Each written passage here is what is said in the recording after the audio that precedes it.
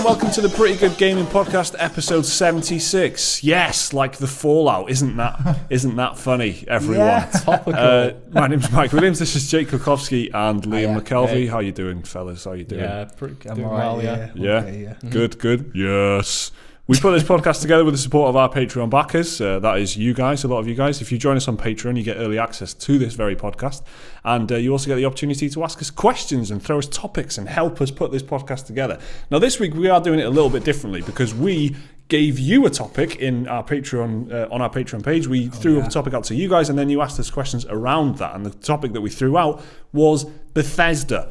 And actually not because this is podcast 76. No, it just happened to be QuakeCon, right? Yes. It did. So there's a load of Bethesda news. Yeah. We've done a handful of Bethesda videos actually already, but we just thought we'd throw the topic out and then you guys, our patrons, could ask us some cool questions about Bethesda. So that's what's going to be in the first half, and then the second half is just going to be regular old fun questions about the 90s and that in the second half. So let's get on with it. Simply Phil asked the first question, and Kel actually, so we kind of got two questions on the same topic.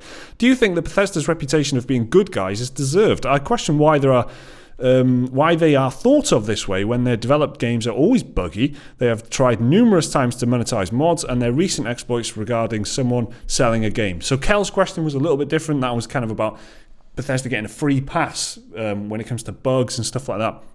And I think Bethesda, I mean, let's establish first of all whether or not they are definitely seen as good guys. I would agree that they pretty much are. What do you guys think? Bethesda good guys? Yes. I think so.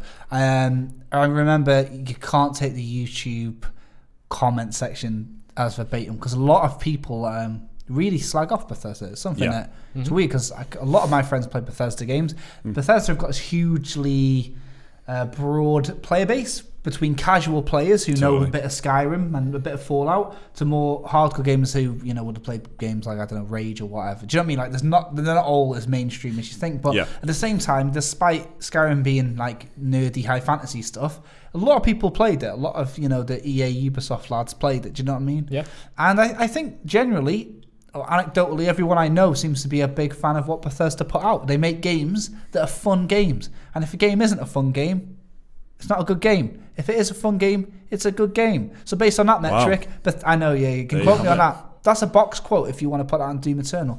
But yeah, for serious, they make fun games, so they are seen as good guys in my head. Yeah, Liam, you're kind of split on them, aren't you? Because you do kind of like Fallout, but I do. I really like Fallout. I love it actually. Fallout 3, New Vegas, and 4 to a degree, not the same, but it was still good. We're all with you on that. But not Elder Scrolls. No, because I've never really played Elder Scrolls that much, and what I have played of it, didn't leave me wanting more, to be honest, just because it's just not my thing, really. I'm not really into the whole high fantasy thing, which is a bit odd. Can't say fair on that, I guess. Not my thing. Yeah. I mean, but they are kind of seen generally as good guys. Do you reckon? Do you agree with that? Yeah, I do agree with that. I think it's just because, like Jake was saying, their games have this like broad appeal despite the really almost niche subject matter, but then again you think like Lord of the Rings, that is a very beloved franchise, certainly is, indeed, very broad audience, and so it's just like Skyrim. I feel like that was an insult, but I'll let it slide. No, it wasn't at all. Lord of the Rings is great. I was trying. It's got a broad audience. Kind of feels. What I'm saying is like a lot of people love Lord of the Rings and they love Skyrim. And I think it's just like people just enjoy their games for what they are. When Skyrim came out, and there was a lot of cross comparison with Game of Thrones because that was really big and popular. It obviously still is now, but like at the time, it was just ballooning. And people like people on Twitter really and stuff were like high fantasy. I remember like Cliff Bleszinski and stuff on Twitter saying, like, oh, it's I'm getting serious Game of Thrones vibes from this new Elder Scrolls game and stuff. So I think they are kind of good guys, I guess, but they are difficult to place. It's not quite like CD Projekt people like praying at the altar of everything they do kind of thing, but they are generally seen as positive people. And then also, they've got, like you said, they've got this mainstream appeal that puts them almost in that upper echelon of like COD, Assassin's Creed and FIFA, where, just anecdotally speaking for myself, people I've spoken to who I know aren't that big gamers, but they have played Skyrim and they know about Skyrim. The Bethesda Game Studio title is a huge event around people I know. Do you know what I mean? And I think that it can be almost up there. I don't actually know what the sales are like, because when Skyrim and Fallout was out, I don't think I was doing this sort of job, so I wasn't really up to date on the sales and stuff like that. So I don't know how well they do commercially, but I'm assuming pretty well, because they released about 9 versions of Skyrim. I remember when Skyrim came out, I was still in high school, and it took over like my entire school for like a week. Yeah, everyone was talking about Skyrim. Even the people I didn't know played games were like, "Oh, you played Skyrim?" Yeah, it's an event. It's massive. Yeah, for sure. Event is the right word for it. It's a pop culture thing. It's not just a gaming thing; it's a pop culture thing. And Fuss Road Down and all that, and the logo emblazoned on all merch. I mean, but of course, and I guess we better touch on it because this is what people are talking about.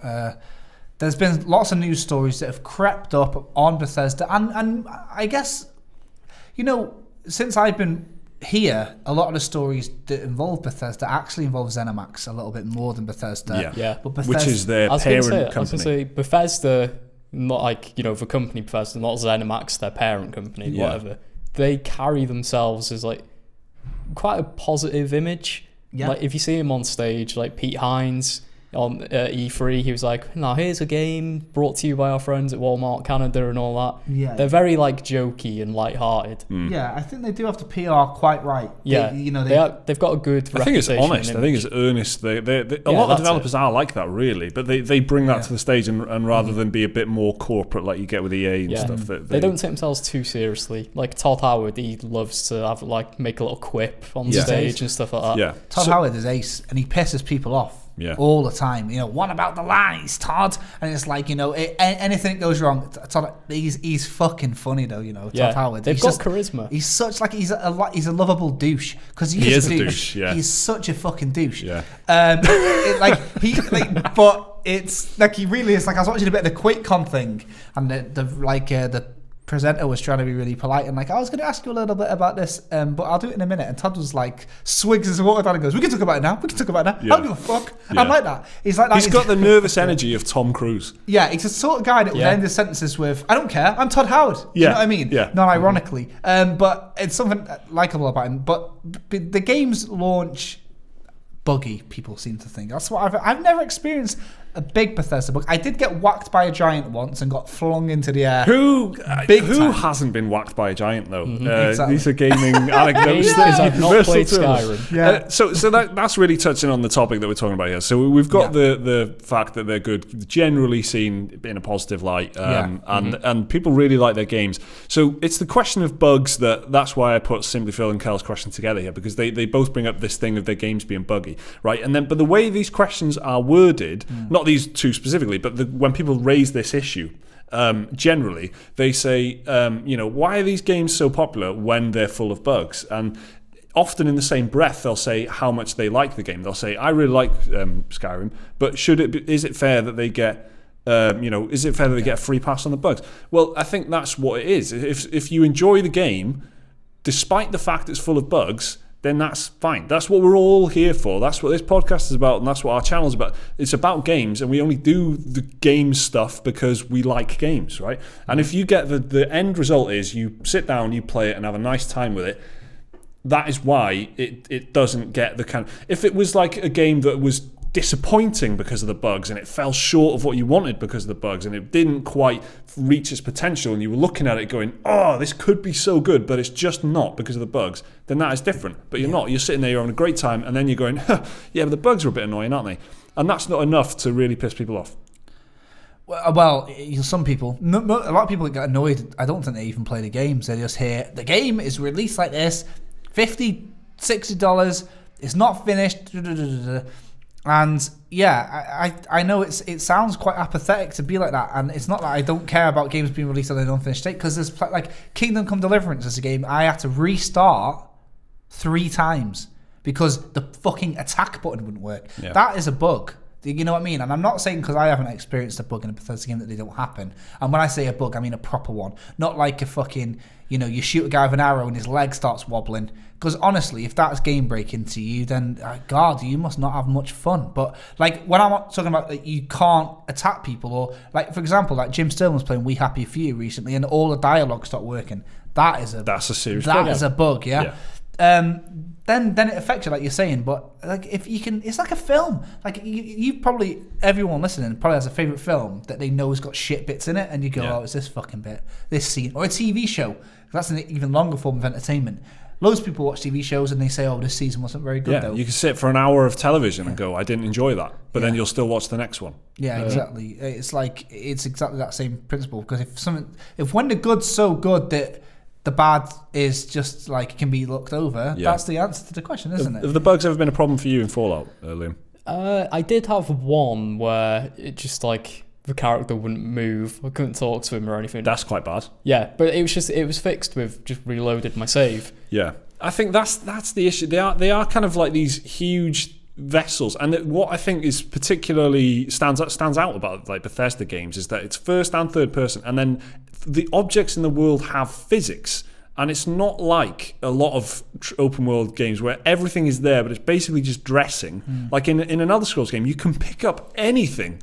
You can pick up anything and you can put it in your inventory as well. And you can move it around in the open space. There's a button specifically to grab items and move things around. You can put buckets on people's heads and rob the shop because they've got a bucket on their head and they can't see. And that's just, that's stupid. But it's fun. It doesn't matter. It's like, you know, and I think the core of it is that the positive outweighs the negative. And that's as simple as that. And the other issue that's been brought up here is the business practices. So there was a recent news story about, which we're going to touch on in a little while, about someone being stopped basically from selling a game on Amazon because they said it was new. We're going to get onto that in a sec. And also the monetization of mods. So this is the Creation Club, which are mods is on PC is always a free thing, isn't it? And traditionally the modding scene for Elder Scrolls games and Fallout so strong, incredible, right? And they've tried to monetize that, and then they're doing it in a different way now, and it's not really monetizing it that they're saying. But initially,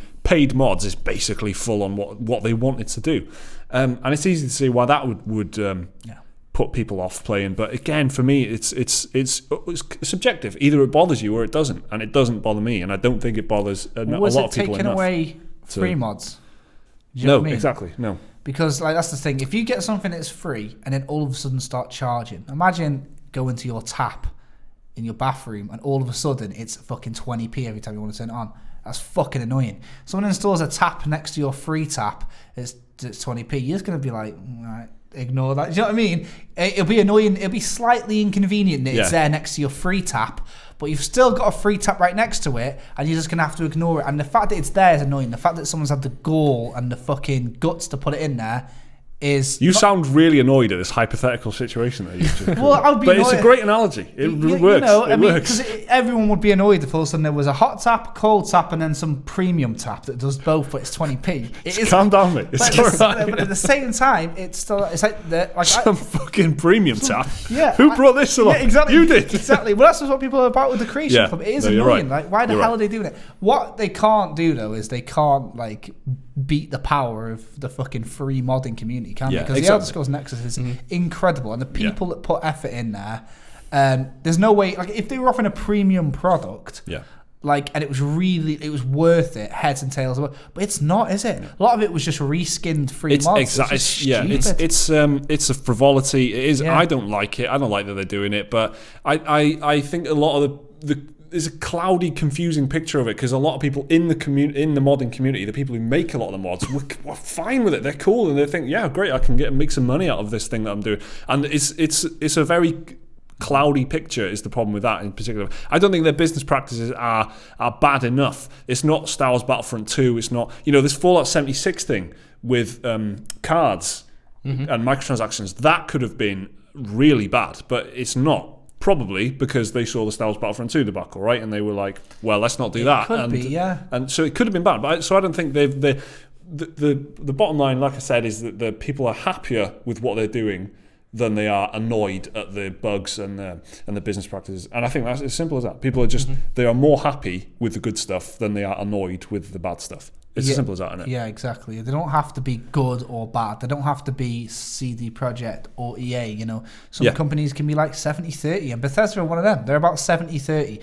The thing, you know, the only things that I don't like that they do is this weird thing where they try and make everything seem, but anyone in marketing does it. They try and make it seem like you're benefiting from it. What I mean is like, something that you said in a video actually recently, and you couldn't have put it any better, is that when Bethesda did the whole review copy thing for journalists, and then they were like trying to make it out like, hey gamers, good news, the journalists are just like you now. It's like what they did to this creation club. They were making it like making a problem up. Modders are always complaining that they don't get paid for their hard work. Well, great news. We're going to help those modders get paid. And it's like no one had a problem with it. They make it seem like they're doing everyone a favour. And that's the only thing that I'm always like, wow, that's cheeky, that is. That's exactly Premium it. And that's a bit annoying. And they all do it. You're totally right. But that's that topic thoroughly discussed. Thank you guys for asking that question. Let's move on to Izura's question. Right, They ask, sorry, I had a bit of a hiccup. Yeah, should I see that? So I'll do that again for like professionalism and maybe we can edit that out or leave it in. Don't edit it out. Izura asks, do you think Bethesda putting Fallout 76 on its own platform exclusively will hurt sales? And is it irony that they put Skyrim on everything but are going to limit Fallout 76? So this is the issue of Fallout 76's PC release, which Bethesda has had close ties to Steam and Valve, because I remember, like I said on the channel earlier on in a different video, that Skyrim, you had to activate it on Steam. And that was my first encounter with Steam. That was my first kind of like, shit, I've got to install this thing now. And, look at me, I've got like 200 games on it now. But like back then, I was like... Yeah. That's how they got you. That's how they got me. Gateway. So now they're moving away from that. And they're moving away from Valve and Steam. And they're saying Fallout 76 is going to be on Bethesda.net exclusively. Its own service, its own launcher. Will that hurt the sales? That's the question. I don't think it will. Because it's been a big thing recently. A lot of people are doing it. Fortnite isn't on Google Play because they don't want to pay Google's 30% cut. And that's huge. And it's probably the same with Bethesda and Steam. They're thinking Fallout 76 has got the potential to be a mega seller. Yeah. Because, it's a Fallout MMO for all intents and purposes. Yeah. And... they just like, I think it's rather than, they're like, hey, we've got our own thing here. Why don't we just use this rather than, losing 30% off the top of our revenue to this third party Steam. Yeah, it's extremely common for online games, like you said, MMOs in particular, to have their own launcher. Yeah, so it's and they have said since as well that it doesn't mean just because they're doing this with this game that they're gonna, all future Bethesda games won't be on Steam. There's nothing like that. It's just this game in particular is going to be on Bethesda. .net. So they haven't ruled out like a relationship with Steam in the future, and it's got to be something to do with their online, servers or something like. It kind of makes sense for them. It fragments the market when everyone tries to do this, and it's kind of annoying, isn't it? That you've got, like you said, like is it the Epic launcher? Or is it like you got there's loads. You've got Epic launcher, Origin, Uplay. You've got loads of them. Bethesda.net, Blizzard, DRM3, but the Galaxy one. Yeah, exactly. All this, and it does make it annoying because you've got like all these 5 things, but a very first world problem, I guess. But I guess like the percentage of that Steam are charging, I don't know if it's per sale, but imagine like you're selling the game for £40 and Steam just got £1 off that, and you're expecting to sell millions. Yeah, you're saving loads. If you've got, and the thing is, they've got the framework and they've got the distribution there, so I guess they just think, I don't know if it'll help them with gathering stats and stuff like that. They're in a bit more control of their data. They'll know exactly who's logged in from where and what and stuff. I guess it's just more control for them, and like. That's what they said. Yeah, they want closer like contact with their players and to have a direct channel with the community. That's kind of what they were saying, rather than having to go via the filter of Valve's setup, and that's what they're saying. And you that makes more sense when it's an online game, doesn't it? It just, if it's a single player title, it doesn't really matter. You can just release an update and keep people informed with blog posts, and that's it. But you with an online game, it's like a constant back and forth. You constantly have things to manage. You constantly, you've got servers that you've got to look after. You've got private servers. You've got public servers. You've got all these different variables and things that need looking after.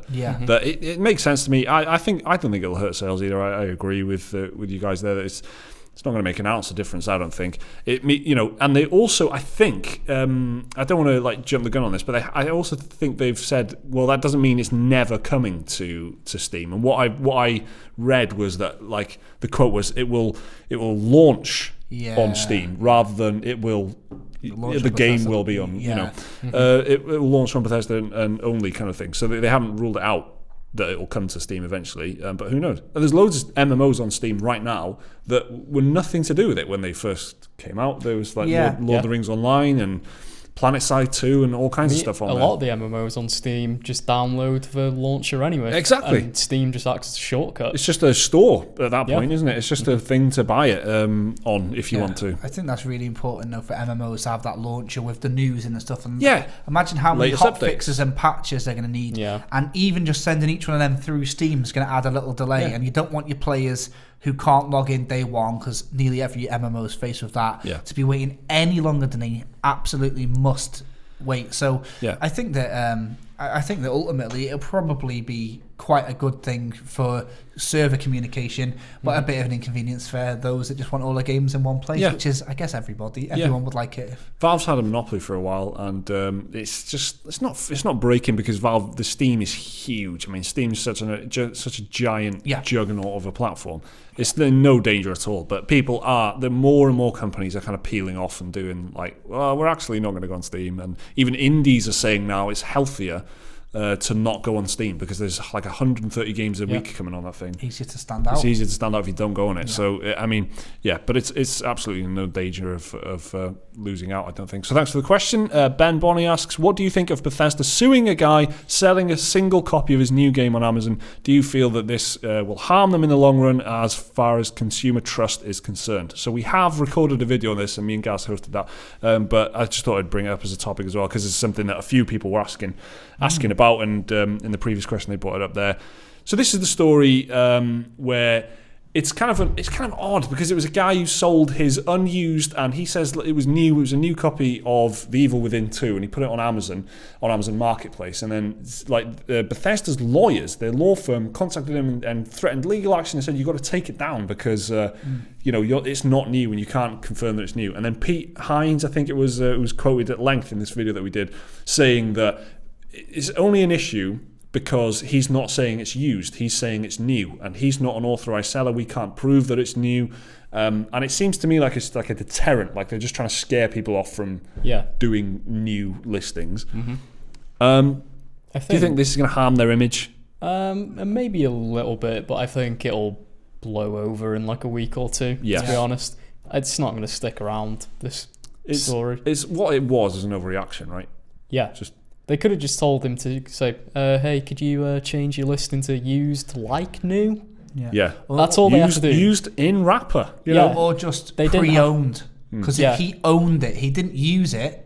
He owned it though. Because he also had to put his used, and then in like the item description, whatever, still in cellophane. Yeah, that's completely fine. That's part of the the eBay vocabulary, as new or like new. Yeah. People understand what that means. It's basically new. I think this is a bit of fucking company red tape though, and you like big companies only sell to people that they've signed off on all the checks on and that new resellers, so like Tesco or like Game or whatever.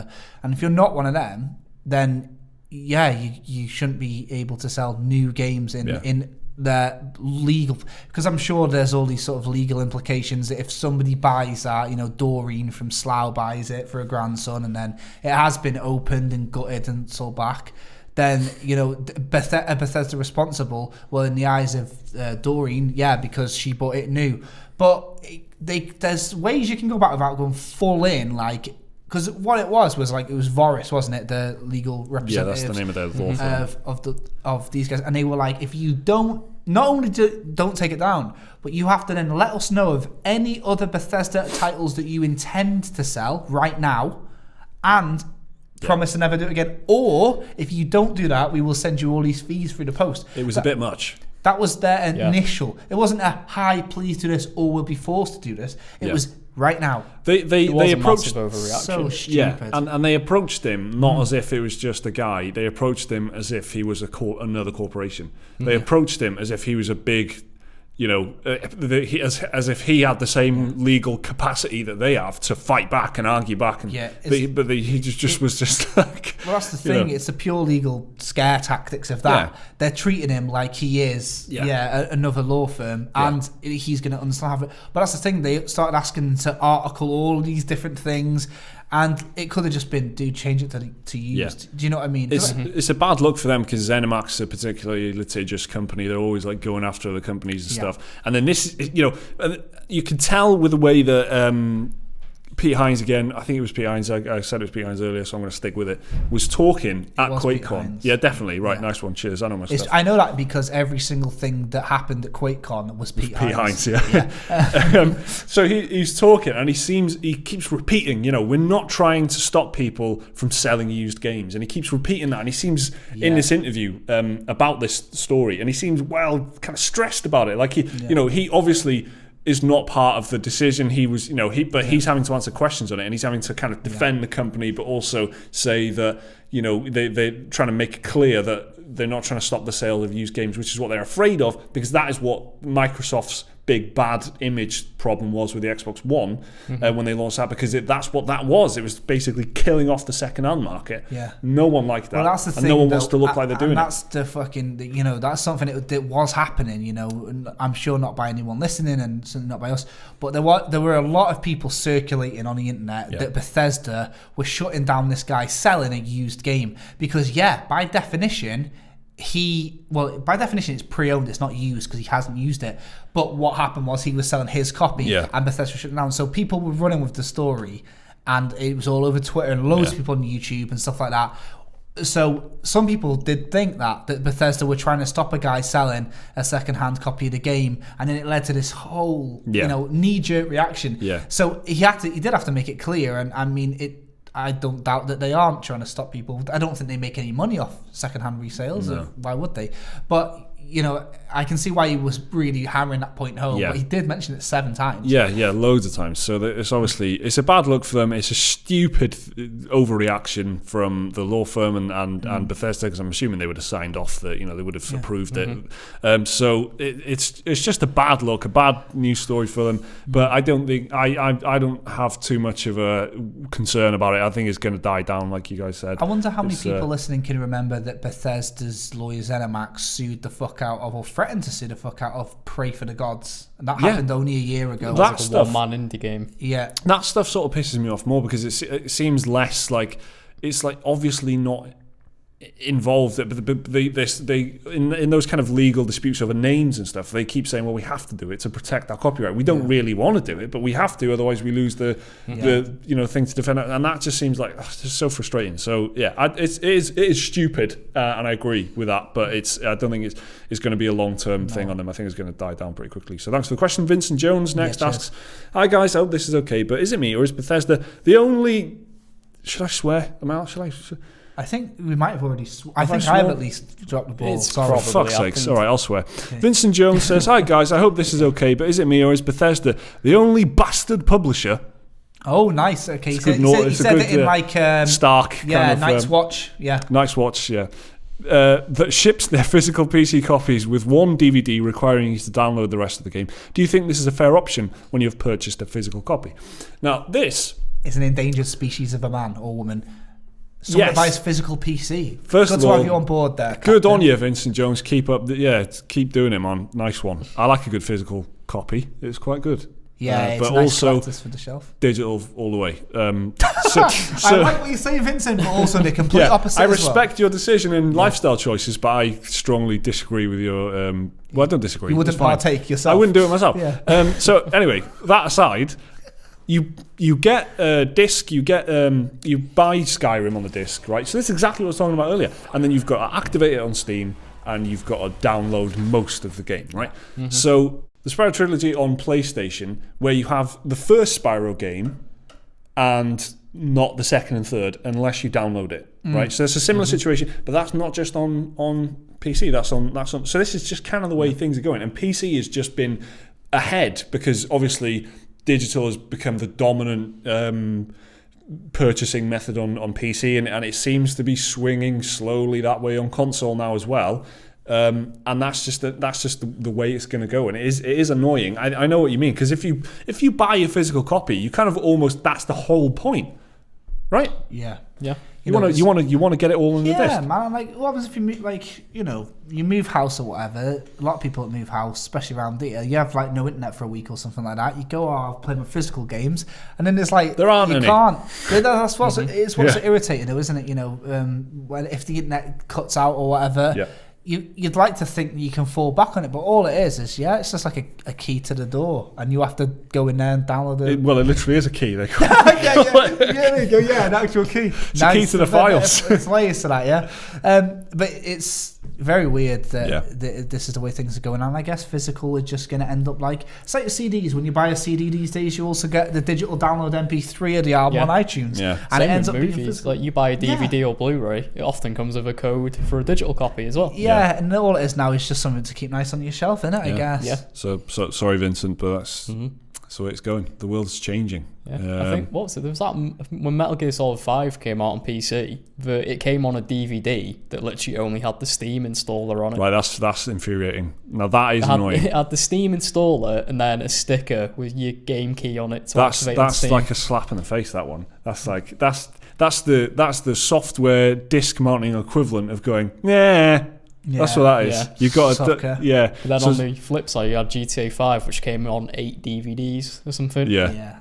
But that feels like you got your money's worth then. Yeah. You open up and you go, whoa, that many? Look at It's like a floppy disk, man. It's just the thing, like, people just don't have disk drives anymore. It's just a forklift of floppy disks, and you're like, yes, this is fucking well worth it. Value for money, baby. It's just a combo of the fact people don't have disk drives and Steam is more popular than ever. Yep, that's the bottom line.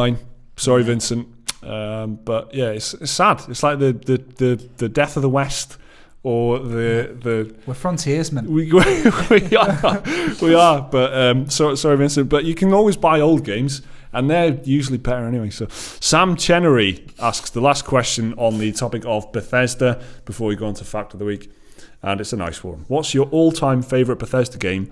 Either one they made themselves or one they were just publishers for. This is hard, man. Now that's an interesting spin on it. Opens the field. Something they just published as well. So I'm going to talk about mine a little bit, right? So I would say I am more of a fan of Fallout than Elder Scrolls games. However, I would have to pick Oblivion. Oh, because that's a pretty popular one. Yeah, okay.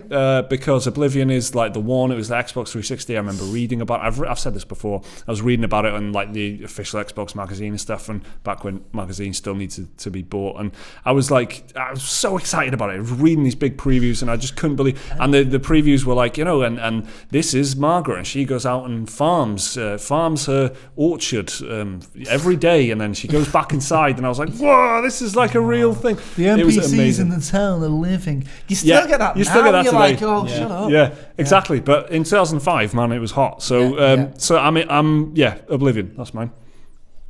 I mean, I don't know. I feel like I need a list of all the games they've published now. There's quite a lot, but I guess. Right, maybe which one was the one that Raid. you first? If you could take one with you. Do you know what I mean? If you were just going somewhere. Mine is genuinely Oblivion. As well. I was waiting for Liam so I could kind of like, we could sandwich him with Oblivion. Sandwich him with Elder Scrolls. Pincer movement. Against the non-believer. It'll be Fallout 3 or New Vegas because I like them equally. So. Yeah, I love both of them. Yeah. What sets them apart for you though? What's like why can you not set them apart? What's the I don't know. They just both have that, like, I don't want to say meandering, but how you can just wander around the world almost endlessly. Well, they literally call you the Lone Wanderer. That's the name of your... I just love that, like walking around, stumbling upon like these random little like settlements with wacky people in them, give you quests. Cannibals and that. Yeah. Or what was it, like the Republic of Dave or whatever it was in Fallout 3? That was very funny to just stumble across. The Gary Vault in Fallout 3. Gary, that one. Or is it New Vegas? I can't remember. But yeah, I'm with you. I really like Fallout 3 and Fallout New Vegas. And I would put Fallout 3 ahead of New Vegas, but I'd say New Vegas has better story, better writing, but I think the world of 3 is more fun to explore. That's what it is. It feels more like a ruined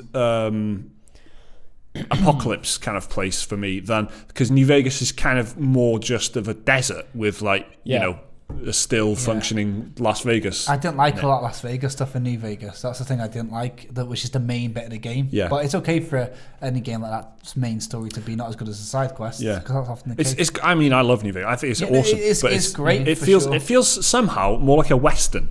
Less like a post-apocalyptic survival thing. I think it's because New Vegas was like kind of not quite in the nuclear war. Is that right?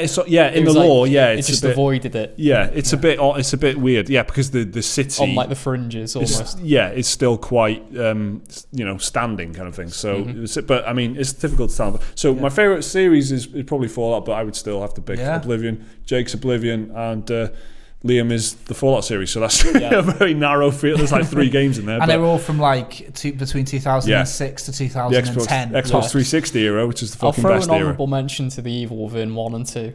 Okay. Bethesda published them, and I really liked both of them. I can respect that. Right. So thank you everyone for the questions on the topic of Bethesda. So what's going to happen next week is we will post a new topic kind of the day before the podcast goes live. So it'll be Monday morning next week. And if you're a Patreon supporter, check out the Patreon page, check your notifications and your email and stuff, and there will be a new post and a new topic for you to fire us a question. And we'll do the same again next week and see how that goes. So let's do Fact of the Week. Can we have the jingle, please? So here we go. In the 2008 game Fallout 3, during one of his many broadcasts, President John Henry Eden states that he grew up in rural Kentucky and had a dog named Honey. When I was a child, growing up in rural Kentucky, I had the best friend a boy could hope for, my dear old dog, Honey. Oh, the adventures we had. Now, the town of Clarkson, Kentucky, is host to the Clarkson Honey Fest, held each September on the last Thursday, Friday, and Saturday of the month, which celebrates the town's ties to the honey industry. It's known as the official state honey festival of Kentucky. The thing there being that it's dogs named Honey, and there's. But it's probably because it's something to do with Kentucky. Yeah, it's a lot. It's really good that. Yeah, and it's quite interesting because. I thought it was incredibly boring. Yeah, they must have a lot of bees in Kentucky. Interesting but boring. Interesting in kind of like a countryfile kind of way. Yeah. Like you know the whole thing is boring, but it's actually just. When I hear facts like that, I make the noise that ACG makes before he says maybe subscribe, but I do it like a. Did you look at that? I felt like I learned something with that one. Yeah, exactly. Yeah. If someone says to you now, what state has got the best honey scene, you'd be like, it's Kentucky. Isn't it? So thanks, Mike. I'm really glad with how that went. I thought that could have been a lead balloon, that one, but it was nice. Happy. It was like the Fact of the Week equivalent of Horlicks. And that's what I was shooting for. So let's move on to Dead Cred Redemption then.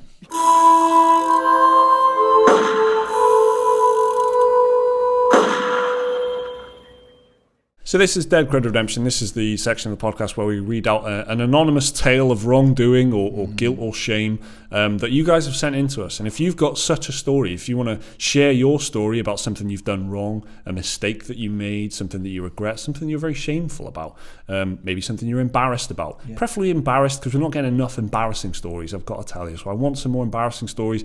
They're completely anonymous. We'll read them out and no one has to know who you are or anything like that, what part of the world you're from. But we can read it out and you can feel some kind of relief of sharing your story with everyone. If you want to do that, email gaming@goliath-media.com. That's gaming@goliath-media.com. That'll be on your screens right now. And we will pick through some of the stories. We get a lot of stories, but it relies on you guys sending in your stories. So I'm very sorry if you don't get read out. It's purely because there's so many of them. But send in your stories. Keep sending them in and we'll read them out and they will go something like this. Here's this week's Dead Cred Redemption. About 10 years ago, I was a young lad who hadn't gotten a job yet. So I spent most of my time playing the free version of World of Warcraft, RuneScape. I grinded hours away in that game, alas to never get a party hat, which was one of the game's rarest and most expensive items. It was a vanity item, so it's not like it mattered, but I did want one badly. So he's playing RuneScape, he wants a party hat. Simple. One day, I came across a rich character surrounded by a bunch of players. They were in a guild and all had party hats. After a few jokes, he added me to the chat, and we became pals. I spent my whole summer vacation playing with him. We spent nights together, and after a while, I earned their trust. Now, this is a line that always comes up. After a while, I earned their trust. That comes up all the time. Yeah. As people really that cynical? Yeah, anyway, I shouldn't betrayal. judge. Yeah. That's not what we're here for. One day, I asked if I could borrow a hat as a joke. He offered it up without hesitation through a trade, and I accepted it. I quickly logged off without saying anything. When I got back on the next day, I had a message from the guy saying he was going to give it to me as a present for helping the guild the whole summer. So he's got a party hat given to him from this guy that he stole someone's party hat, and then there's a message waiting for him when he logs back in from the guy saying, keep it, mate. You earned it. Mm-hmm. Okay?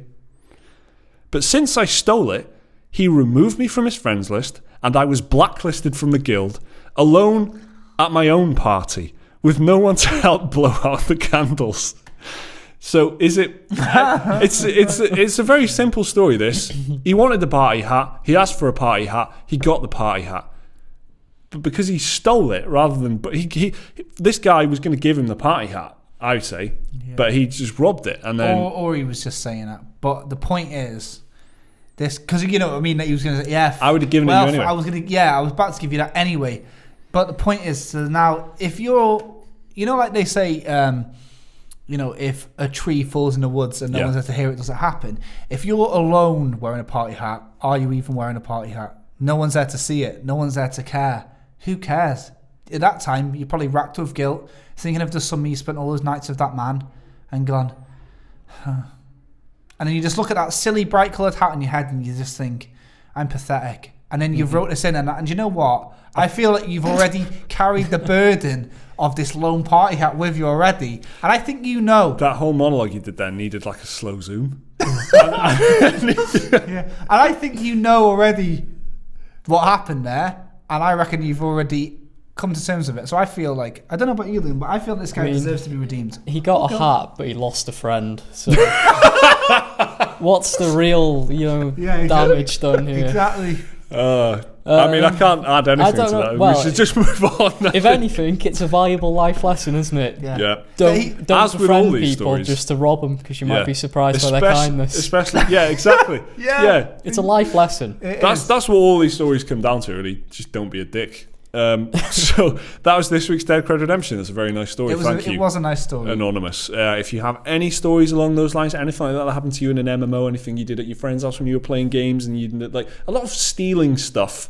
I'm not into that. I've noticed a lot of them involve RuneScape as well lately. Yeah, they do. Yeah, RuneScape it turns out clearly is massively it's a breeding ground for criminals. For regret. It's at RuneScape, the home of regret. It's the home of materialistic envy. Yeah. Because there's no paywall to get in.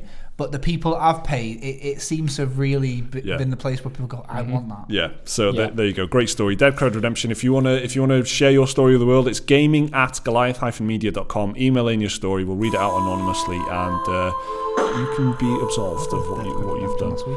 Yeah. Good. Nice. I remember. Yeah. That's weird. That Unofficial. I should have sent it in, like. Yeah, it would have been good, but you didn't. Alistair McGill address as well. So Alistair McGill asks, you sat right next to me. Anyway, Alistair McGill asks. So these are non-Bethesda questions now. These are normal business as usual questions. Cool. Okay, nice. I remember back in about 2013 with the release of Battlefield 4 and Call of Duty Ghosts, destructible environments were all the rage. But nowadays we barely hear anything about it. What are your thoughts on the reasons why and / what are the future? P.S. Love the show. Cheers, Alistair. Oh, thanks, Alistair. Destructible demons, mate. That's where it's at these days. I was about to say that's the problem. We're back on Bethesda again, just when I thought I was out. Doom Eternal's got destructible demons, so that's cool. But Battlefield 5, we've been playing a bit of the closed alpha. There'll be maybe a video out already by the time. There probably will be, you see this. Of our impressions and stuff, but Battlefield 5's got heavy destructible stuff. Definitely. I fucking love destructible stuff. I love it. There's a lot of that Bad Company. You guys played that quite a lot. Is that right? Yeah, Bad Company's one of my favourite games. Like Bad Company, at the end of a game, the map could just be completely flattened. That's it. Yeah, you'd achieve the objective, and then like the last the kind of cutscene on a lot of it as well was also like I don't know, like some kind of aeroplane strafing it and just bombing the crap out of everything that was left anyway. And it was just that. The feedback of it, I think, is what makes other games feel lackluster. Like Star Wars Battlefront feels lackluster to me, and Call of Duty feels lackluster to me, because when you shoot a hole, when you shoot the wall with like anything explosive or something in Battlefield games, it just evaporates, and you can see the player on the other side, and that you kind of feel like that is what should happen. It feels intuitive, like you blow a hole in the wall, and that should happen when you shoot a grenade launcher into a wall. I suppose it takes a lot of work as well. Especially if you've got like animate everything, attach physics to it. Yeah. It's a very intensive, workload. Yeah. I suppose it's like just got to prioritize it, really. Like on the developer side. I'm so glad they do it though. I think it's a big part of Battlefield for me. It must be hard to do it on the server side, because it's like the game's got to not only register that you've destroyed the wall and show it on your side, but then it's also got to like kind of load that new information into everyone else who's playing the game. Which is a good feeling, because like you're in a tank or something, you blow a hole through the wall, everyone can see that now. Because there's a sniper giving us hell from that window up there, and there's a tank rolls up, and then you can just destroy that bit of the building, so the sniper can't have that advantage anymore. It gives you that, and the whole team benefits exactly, and it gives you that feeling that you've got more weight, your moves have got better consequences, and there's more to it. And like in single player games, like I think we talked about it a couple of podcasts ago, but Mercenaries, you used to have the buildings that just went, whoa. Yeah. And we played a bit of Red Faction Guerrilla on a stream recently, and it was destructive environments and that. But it's a really cool feature, and I think, I'd like to see it in a lot more games, especially ones that involve artillery. Yes. Well, I mean, it's not limited to. It's in a lot of strategy games have it as well. There's a great kind of real-time tactical game they used to call it, like a new kind of genre at the time, World in Conflict, which was like quite a fast-paced military tactical thing, and it was a great game, and that had a certain degree of destructibility in it. So there was buildings that you could blow up, but you could also, if you called in airstrikes and stuff, it would leave giant craters that would stay in the map and be animated, and it just adds an awful lot, and it's to the point where it just feels missing when it's not in there. Like in Call of Duty, you get anything that isn't Battlefield, basically, it feels missing to me. I'm not constantly thinking about it or anything, but it just feels like, why something's been taken out of the experience. It just feels like it's just missing, and it's such a good, satisfying part of the Battlefield experience for me. I'm glad it's still there. I just don't think they need to sing from the rooftops about it now. Everyone knows what the deal is. Everyone knows that there's a house, and that house is a model that will be destroyed in a dynamic certain number of ways, till the point where it just collapses completely if you do enough damage to it. But now you can build stuff back up though, right? Is that in Battlefield 5? I don't know if you can build houses back up. Yeah, no, it's just certain like sandbags and stuff, isn't it? Like the sort of like embankments and whatever. So maybe restructable environments is the next trend. Oh, that's such a... There's a marketing executive calling you up right now. Hey, epic. From DICE, who literally brought you the word levolution, which is when you destroy a whole skyscraper and the level evolves. Yeah. Look forward to I just put on the phone to Andrew Wilson. Restruction. Okay. Like destruction, but in like rewind. Is that how it works? Yeah, you could do like not Mass Effect, Red Faction in one of them. You could literally rebuild the environment if you had to. Yeah. I'm kind of thinking of No Man's Sky as well, because you've got the terrain manipulator, so you could like eat away at a tunnel and then refill it back up with restruct it. You could restruct it. Yeah. I like that you're kind of like, how does it work? I don't know. I just come up with the names. I'm the ideas man. I'm the names guy. Yeah. So cheers for that question, Alistair. Ryan Morton with the next one. With Destiny 2's new expansion, Forsaken, coming out very soon, and with you guys being fans of it, will you be hitting it up once it arrives? I've never really stopped playing it every now and then and dropping in to kill some aliens, and I recently grinded out the new event armor, but this new expansion looks insane and has even brought a couple of friends back to the game to get ready for it. Now that's nice. But I think I'm into it. You guys aren't anymore, I think. No, I think I'm done with Destiny 2. Yeah, that ship has, I think, sailed for me too. Or taken off, or it's any kind of sci-fi equivalent of sailed. Yeah. Sorry. So it's been deleted off my PS4. I don't think it's coming back. Wow. It's That's categorical.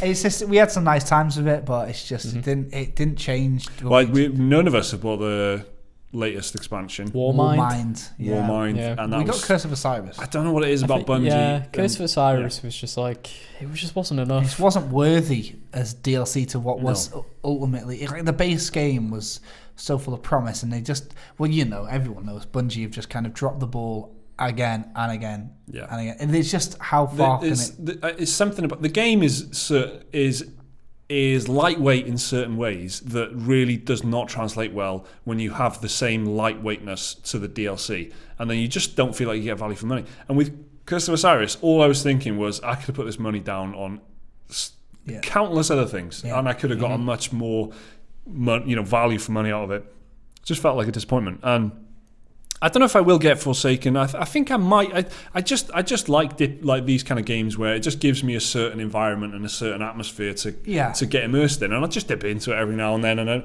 I'm definitely not going to be back on the treadmill like we were playing it every week. We were doing every our time weeklies and it was great. Like I was having a great time doing it, but it didn't. That's gone now. I think there's a lot of other games coming out. That's the thing. It's launching in quite a crucial period. If you keep it on top of games, it's like, well, Battlefield's coming out. Exactly. Am I playing this or Battlefield 5, mate? Fucking Battlefield 5, mate. Exactly. Yeah. So, but it definitely looks pretty good. I was looking at it when we did a video on it, I think, when they did the announcement, and I was like, oh, this looks it. Yeah. But then I'm just like, but you have to get the other one to play it, and then. Yeah, that's a big problem for me because we haven't bought Warmind. Yeah, you need everything. So that's another hit substantial... That level cap, an hour and 20 quid on top. And then, so I don't know. But it's good that you've got your friends back on it as well, Ryan. You're not playing it by yourself. Keep playing, man. Keep playing. If you're having a good time, keep playing it. It's just frustrating for me because I want to like it and I do want to play it. Because we had a nice time playing it. Yeah, exactly. So cheers for the question, Ryan. The Red Shadow, which is the name of Steven Seagal's next book, asks, "Hi guys, long-time fan, first-time Patreon. How's it going? Thanks for joining us." Is it Steven Seagal? Look for clues. Keep saying his name, so it might be. He mentions karate a lot. Yeah. I just want to say you guys do amazing work and simply are amazing. May this channel live for generations to come. Wow. Cheers. That's a bit Steven Seagal. That's a bit Leslie Knope, actually, there. Anyone who's seen Parks and Rec. May this channel live for generations to come. That's very nice of you.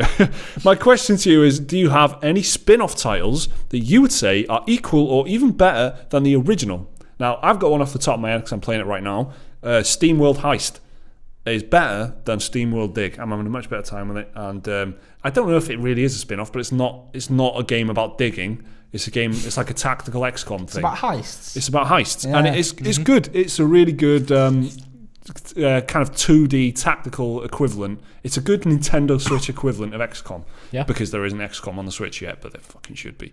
But there isn't. Mario Rabbids close. SteamWorld Heist.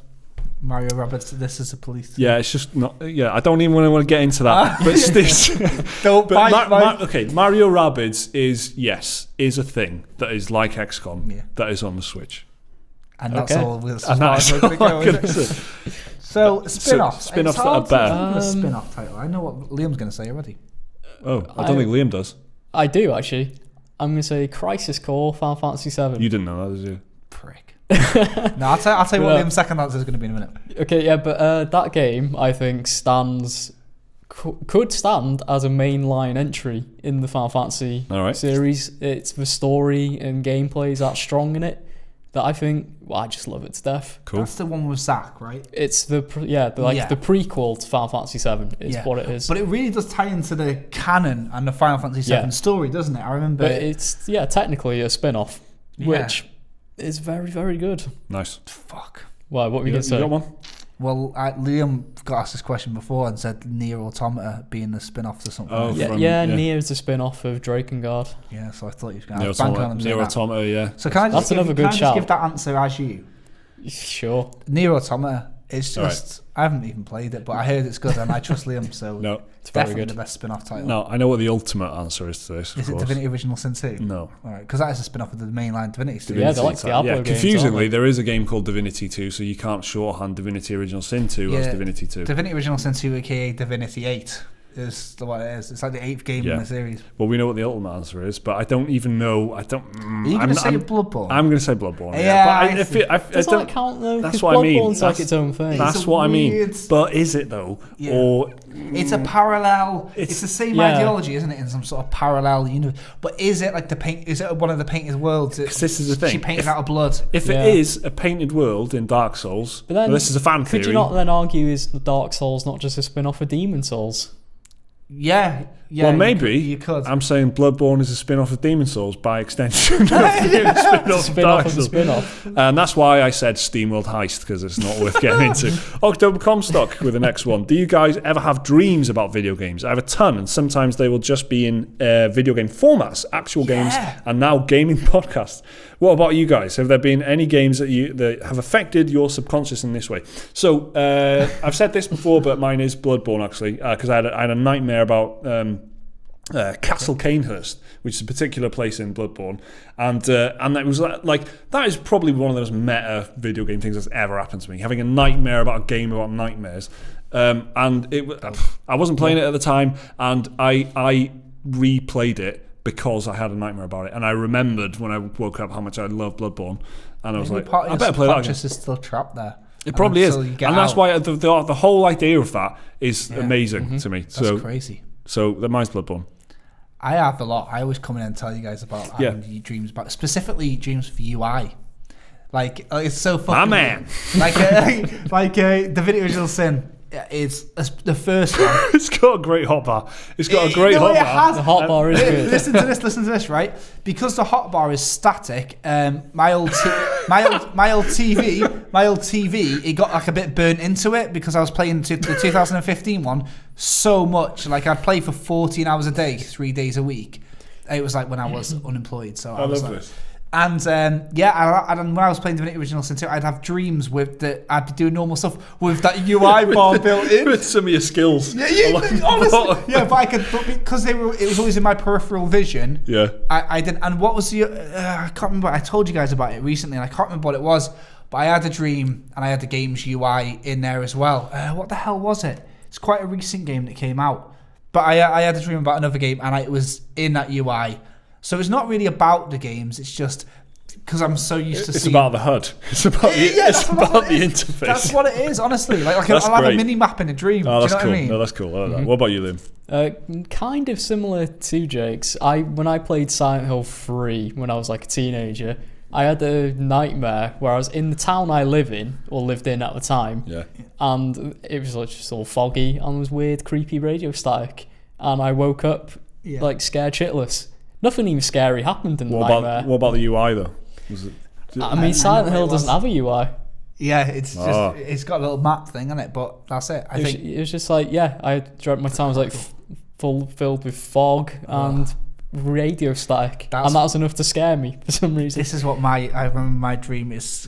It was that my high school that I grew up in. I had to get from my high school to my friend's house, but there was it was like No Man's Sky Sentinel level. And there was just people looking. I don't know who. There wasn't like Sentinels or Authority. It wasn't like a GTA. It was like a GTA Wanted level. But there's people. But I could see their cones of vision.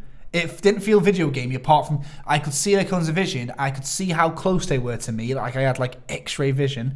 And very UI related. It is. Yeah. So, but it was in a real world environment. But I could see. I like that. No, I like this. And that was about 3 weeks ago, more or less. I like this a lot. So I guess let's take one more question. So Jack Gordon asks, with the release of Red Dead Redemption 2 getting closer every day and Rockstar beginning their end game marketing, here's my question. What is the most hyped you have ever been for a game? And what, if any, changes has it had to your life up until release? The most hyped you have ever been. I'm always hyped for something. Yeah. It's mostly about what I'm having for dinner. Yeah, constant state of hype. Yeah, which is a great place to be because I'm so enthusiastic about everything because I'm just so excited for things. Mm-hmm. And then when it turns out to be shit, it's a shame. But then there's like 12 other things you're looking forward to. So exactly. I'm always looking forward to stuff. This is the thing. Yeah. Like right now, this is the thing. What have I just been on about for the past 2 questions? Divinity Original Sin, right? It's coming out on PS4 in like a couple of weeks, but we're going to get it early. So I'm looking forward to that. But I've got the game, We're playing the game, and I'm still fucking going to bed thinking about it. Yeah. Like, can't wait to respec my characters. Yeah, we're re-rolling. Do you know what I mean? PlayStation version. Yeah, exactly. And I'm excited about that. And it's a game that I know and I've already played. The most excited I've ever been for a game ever is Fable 2. And I'm almost, a week and a half, and Fallout 3 as well. So yeah, Fable 2 is definitely the most anticipated game, and me and my friend Kale were looking forward to it for ages and ages and ages. They promised a flipping world, actually. And then it didn't have half the things that all the, is Lionhead and Peter Molyneux, so it was a lot of things said, but it was still awesome. And I remember being really, really excited for Fallout 3 as well. And my mate Kale, who I was just on about then, he got the game, I think it was 3 days early from play.com. And I remember like, you motherfucker. So I went around this house and I was watching him play, and I was like fucking pure living, like I was just watching someone else playing. And again thinking, how am I going to respec this? What would I do? And I remember really enjoying that. But yeah, that's it. Fable 2 and Fallout 3. They're my answers. I'm the original Sun 2. I think it was Metal Gear Solid 5, probably. All the trailers and everything. I liked it. It was good, but I don't think it affected my life. I did Final Fantasy 15. Actually, I did book a week off from work to play that. I think that's what they're talking about. Yeah, Rich was saying like, in the sense that sorry, not Richard. Jack's talking about, like if you waited in line overnight or something, or if you were just couldn't concentrate on your work for the week before in the run up to it. Like Diablo 3, I got a midnight release. That's pretty and exciting. Modern Warfare 2, I got midnight release. Yeah. I remember getting Modern Warfare 2 a day early from play.com. And I remember getting home. I don't think I was looking forward to it, but when I got home and saw it was like on the our kitchen table waiting, I was like, it was easy. I love it. I love getting excited for games. I was excited for Overcooked 2 that came out last week. You know what I mean? And then I love when you just settle in and like when you've got the game's main menu up and you're about to press play. I don't know if anyone else does this, but then you go, all right, I'm going to get a drink first, and you get everything settled, you nestle in. Oh yeah. Boom. A lovely feeling. Definitely. And if you can get excited about a game and then still get that feeling, wonderful. There's so many games I've been hyped for. And I do try and do that. I do that even when we're just playing a bit of Divinity, to be honest. I like having I like making an event of it, Yeah. But I have so many games that I've been really excited for. Fable 2, exactly like you. Fable 3 as well. And I was fucking really hyped for Fable 3. Didn't pan out really. But No Man's Sky, I was really excited about No Man's Sky. I was... all the Mass Effect games from the very first one. I remember I was like going out, I was about 17 or something like that, and I was like supposed to be going out drinking and stuff and like whatever, right, with my friends from school, and I was like, hang on a minute lads, I'm just going to nip to game to get Mass Effect. So I had Mass Effect 1 on me all night. We're out the bag, the purple game bag going. I had a little carry bag with me all night, right, for Mass Effect 1, and it's just because I could have waited till Saturday morning, and I didn't play it till the next day, but I just had to have it. I just had to have it on me. So most of my Xbox 360, like Oblivion, again, like I talked about, I was so excited about Oblivion, reading about it. And that's the thing, when you had these magazine previews, you didn't have gameplay videos really. They weren't as easily accessible as they are now, so you had to like read previews to get a sense of what they were like. Look at still images, and it was amazing, and there's just too many to reel off the top of my head. I think those are probably my kind of bracket of ones that I was proper excited for pre-release. But Fallout 3, I was really excited about. Basically the big ones, isn't it? The big Bethesda ones, the big events, isn't it? And Dead you kind Space was one I was really swept excited up in for, because I kept reading previews, like official Xbox magazine or whatever it was, and they were hyping it up so much. They were well excited about it. They were like the true successor to Resident Evil. I was like, yes, got it the day it came out. Amazing. One of my favourite games of all time. Right. Thank you everyone who asked questions this week. So as normal, if you want us to ask if you want us to answer any question for you, ask away and just comment below this podcast on our Patreon page if you're a Patreon supporter. If not, join us on Patreon. It's $1 a month minimum, and then you can ask anyone who's with us on Patreon, no matter what tier, can ask these questions and take part and get the podcast early. Just comment with your questions, and also On Monday, the Monday that's coming up, we will, the day before we record the podcast, which is on a Tuesday, we will be asking you a topic, giving you a topic. This week it was Bethesda. Who knows what will be next week? And you can ask us questions for the first half specifically, so we can try and kind of choose a topic every week to like delve into deep style. So right before we end the podcast, let's do Realset Era or not Realset Era. That's just something that, again, I'm not excited about, but a nice little surprise then. Yeah. Oh yeah.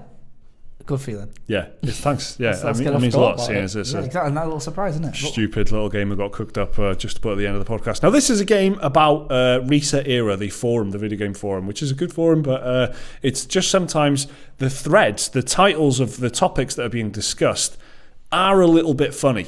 So I just was screenshotting these things, and I want to do a little game, like a BBC Radio 1 kind of game thing with them, where I'm going to read out some words, and these guys have to tell me whether it's real set era or not real set era. Have I made it up, or is it an actual Reset Era thread? Here we go. Question 1. Oh, before we start, is this the fake ones again, or are these all real? Yes, there's some of these will be fake, and some of these will be real. So these are ones that I have imagined and written up. That's what I mean. Because last week we had like the real one, and then we had the other ones. They were all real. That didn't go down too well with the contestants. So, so we're doing real set era or not real set era, for the ease of playability for the contestants involved. Right. All right. There we go. Question 1. Yeah, it is us. Well, now from at this moment though, you are just called the contestants and I'm called the host. That's right? okay. I'm just okay for with the, that, you know. So, what do we think happened to Pikmin 4? Oh, that's real, man. That's real. That's got to be real. What did happen? What did happen to Pikmin? Did I make this? I can't give you the answer. I think I posted this real. So you both think that's real set era? Yeah. So what do we think happened to Pikmin 4? That's real set era, you reckon, right? Yes. Real. That is real set era. Well done. It was me. This was a discussion about the Nintendo game Pikmin 4. Miyamoto said back in 2015 that the game was close to completion, but alas, there is no sign of it. And do you know what? It's a fucking long time coming. Pikmin on the Switch needs to happen. This is a question that does need asking. Yeah, exactly. Which is why I asked Pikmin 4? Yeah, exactly. So, courtesy of me, right? Contestant number 1. Okay, here we go. Question 2. Hideo Kojima. Let's deconstruct the genius myth. Right. I want to say real. You know what I mean? Why do they feel a need to bring this man down? Hideo Kojima. I don't think it's a need to bring him down. I feel like they want to understand him. Let me read that again for you. Hideo Kojima. Let's deconstruct the genius myth. The genius myth. I don't think that's something Mike would say, so I'm going to say real. Yeah. And if he's gone very meta and tricked me, that's very well played. So real. That's not real set era. Oh, well done. I wrote well that done. one. Yeah, that's a handcrafted, not real set era. So question 3. Shit. The power moons in Super Mario Odyssey are unfulfilling. I don't think that's real. No. I don't think that's real. I agree there. I think that's you. That's not real? That's you? Yeah. Yeah, okay. That's real set era. Oh, how can it not be? It's a fucking moon, you idiot. This it's just going to have like a da-da-da-da, you got a moon. If it was like da-da-da-da, you got a star, it's the same for filming. Yeah, it's not really any different than the stars, to be honest. So this was a conversation about the lackluster animation and feedback when you get a power moon. It's not as good as the spectacle of getting a star. Oh, ban him. Sprite It's in nearly Mario identical, 64. to be honest. Ban him. Right. And finally, question 4. Shadow Hearts. Gaming has had its Citizen Kane moment. Oh, true. True. It's an obscure JRPG that barely anyone's heard of, and they're comparing it to Citizen It's Kane. fucking sick, True. Shadow Hearts. I played that, you know. It's a great game. It was one of them. Do you know when you remember the days where you went games exchange and you only had a certain amount of money, yeah? So you had to trade in old games. And you had to trade about 3 to get one back. I was big on that. Yeah. Well, that was a little fish I let go, Shadow Hearts, and that's worth loads of money now. And it was amazing. And I keep thinking about it, but I let that little one go. I think that's real. That is a Citizen Kane game. I wrote that one as well. That's me as well. Liam, what do you reckon? Oh, definitely You're true. a team. Definitely true. That's not real set era. No way. He's good. You've evolved. I made that one up. So those are 2. How did you do that? That's fucking good. That is. I'm good at impressions, mate, and it translates in writing. So did you have to Google Shadow Hearts? Do you just remember it or something? I just kind of. I don't want to. Yeah, don't. I was don't no, give me a peek behind the curtain, exactly actually. what you were saying there. about trading in, and it was one of these games where I played probably about 4 hours of, and then I just and I was enjoying it, but I didn't care because there was another game I wanted, and I traded it in, got another game. The stakes are really high now because he's good at this. Okay. Well, all right. I'm ready for next week already. We've done this a few times now, and it has evolved constantly since since we've been doing it, and that's the first time where I've made up a couple, right? And last week we had headlines. So it was either Realset Era or it was actually like Waypoint Vice or something like that. Yeah. But I think that kind of works. That real or just completely made up. It's hard to do it because I made some up when I had the spin of it. Yeah. And I think I got a hit rate of 50%. Right. But you got us both times. That's very well played. So well done to you. 25% that was. That's yeah. Wow. Well, a game show where the host is the real winner. Thank you, everyone. It's been a great time. He's a trickster. For watching and listening to episode 76 of the Pretty Good Gaming Podcast. So I had a lovely time. We've been discussing Bethesda and all manner of other things. We're back next week with Cred Redemption. Get your stories in. If you're not listening on Patreon, if you're listening to us on YouTube, watching us on YouTube, and you want to support us, join us on Patreon. And if you do that, you can ask these questions, throw topics out to us, and take part in the podcast, and get the podcast a few days early. Thanks, everyone. We'll see you next time.